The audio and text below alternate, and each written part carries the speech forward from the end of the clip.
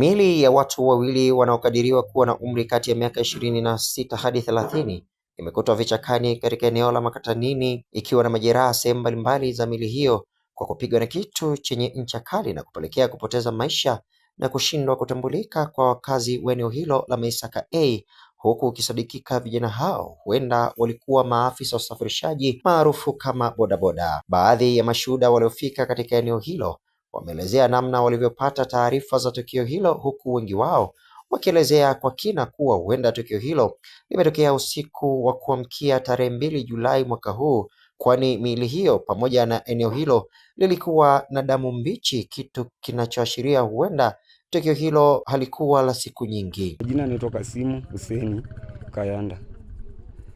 Mimi ni mkulima, nilikuwa nalima katika eneo la tukio ambalo lilitokea tukio pembeni yangu. Kwa hiyo niliona watu wakiwa wamejikusanya, nikatokea wakaniambia kuna watu wamefariki hapa njiani. Kwa makisio nikiangalia labda ni kama mtu mwenye miaka 26, kati ya 26, 25 au 30. Chomwa na vitu kama vyenye ncha kali kwa usoni, haswa wakati askari wamefungwa ndio niliona usoni, lakini hapo mwanzo mwingine alikuwa kiuno kiko wazi na usoni mwingine alikuwa uko wazi, lakini mwingine alikuwa amefunikwa uso. Kutoka mjini kweli mpaka hapa labda ni wastani wa kilomita 7-6.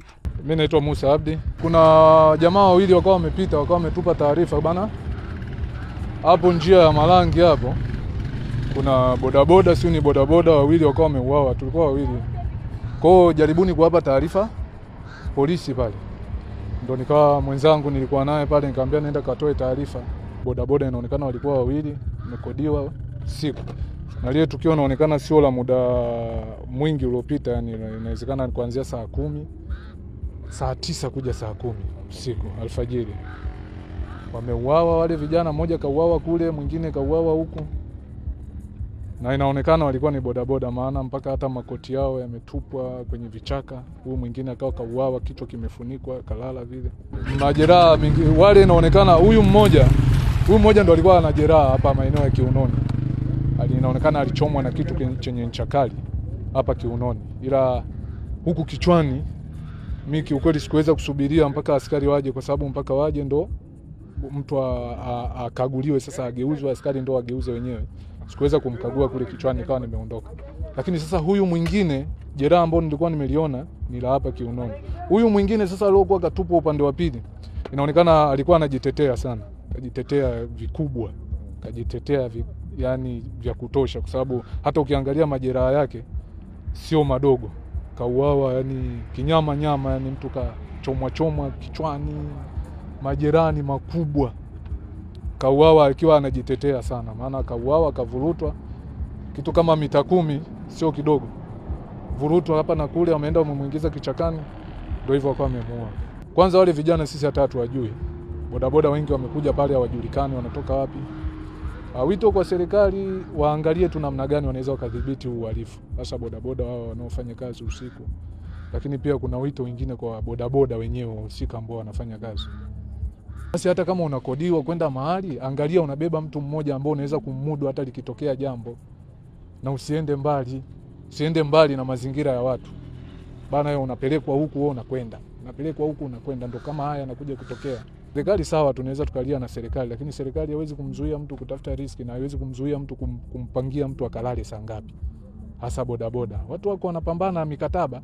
Kwa sasa yani kitu cha msingi ni yeye bodaboda, yeye ambaye anafanya kazi kwanza atetee nafsi yake yeye. Naitwa Kingston Kelembo Model, mimi ni afisa usafirishaji au bodaboda. Tukio nimelishuhudia baada ya kufika kwenye tukio, kukutana na watu wawili wamefariki. Kwa mtazamo wangu na picha za marejeo, nahisi ni bodaboda.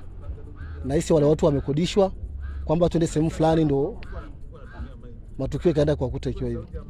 Wito wangu ni kwanza kipaumbele ni kuomba bodaboda wawe makini, warizike na wanachokipata.